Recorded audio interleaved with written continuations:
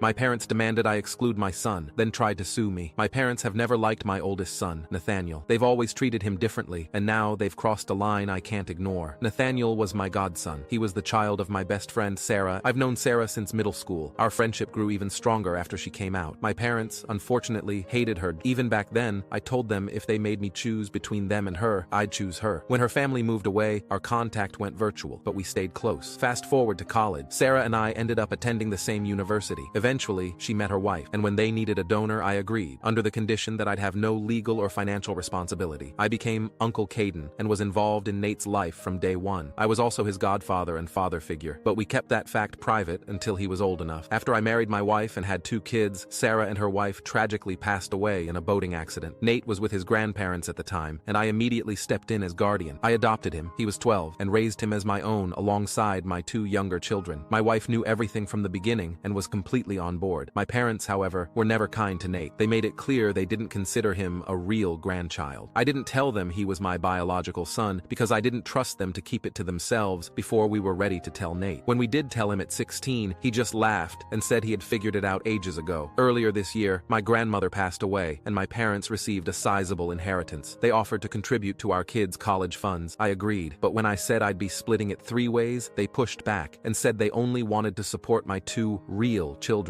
I declined. I won't exclude one of my kids because of their ignorance, but they didn't stop there. My grandparents had also set up a trust fund for their descendants. When we applied for Nate's portion, my uncle, a trustee, mentioned it to my parents, and they exploded. They accused me of keeping their grandchild from them. I reminded them they never considered him their grandchild, something I could prove with an actual letter they wrote. Now they're threatening to sue for grandparents' rights. I laughed in their faces. We've always been low contact, and now it'll stay that way. My sisters think I'm being cruel, but even they barely talk to our parents. As far as I'm concerned, my son didn't miss a thing by not having them in his life, especially when all they would have done is disrespect the memory of his amazing mothers.